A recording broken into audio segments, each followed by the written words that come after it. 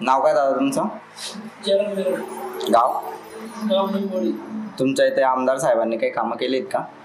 भरपूर कामं झाली. कुठले कुठले? निंबोडीचा आपला मारुती मंदिराचा सभा मंडप दिला त्यांनी. बरेच सिद्धनागी कार्यकर्ते त्यांच्या सातत्याने सभा मंडप. एक व्यक्तिमत्व म्हणून कसे वाटतात ते तुम्हाला? चांगले आमदार मतदारसंघासाठी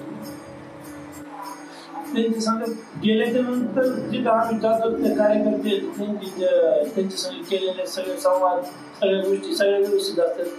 केलेले काम कार्यकर्त्यांना घेतलेली इज्जत, सगळ्या गोष्टी